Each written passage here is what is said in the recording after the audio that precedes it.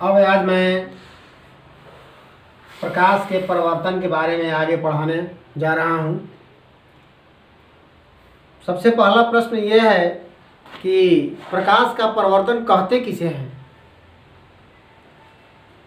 तो इसका परिभाषा यह है कि प्रकाश की किरणें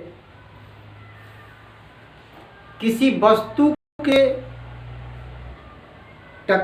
प्रकाश की किरणें किसी वस्तु से जब टकरा कर लौटती हैं तो लौटने की इस प्रक्रिया को प्रकाश का परावर्तन कहते हैं। जैसे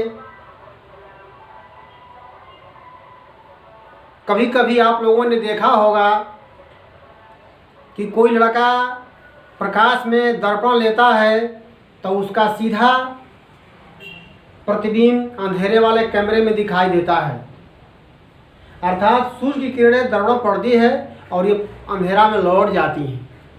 अतः प्रकाश के किरणों के किसी वस्तु से टकराकर लौटने की क्रिया को प्रकाश का परावर्तन कहते हैं। एक समतल दर्पण का चित्र यहाँ बनाया गया है। यहाँ से प्रकाश की किरणें आती हैं और इस दर्पण पर पड़कर पुनः लौट जाती हैं।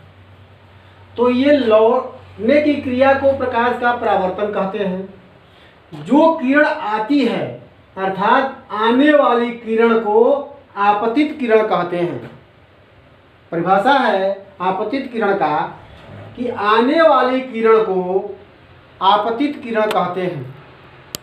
ये आप इसके बाद आपतन बिंदु, आपतित किरण जिस बिंदु पर पड़ती है, आपतित किरण जिस बिंदु पर पड़ती है उस बिंदु को आपतन बिंदु कहते हैं।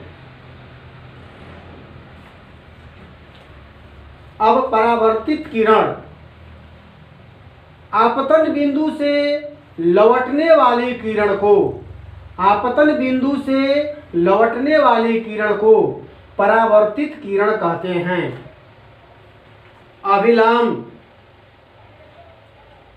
आपतन बिंदु पर डाले गए लंब को अभिलंब कहते हैं।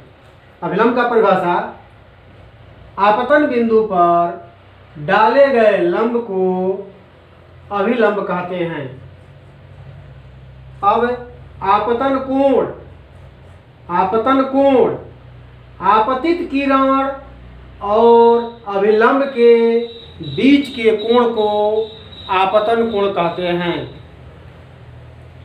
आपतित किरण और अभिलंब के बीच के कोण को आपतन कोण कहते हैं। ठीक इसी प्रकार परावर्तन कोण, परावर्तित किरण और अभिलंब के बीच के कोण को परावर्तन कोण कहते हैं।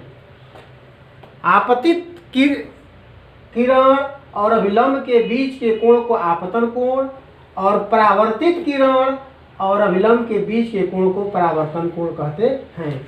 इन सभी चीज़ों का परिभाषा आप लोग लिख करके और आज शाम को अपने ग्रुप के व्हाट्सएप पर डाल दीजिएगा। इसके बाद परावर्तन का नियम, परावर्तन का नियम।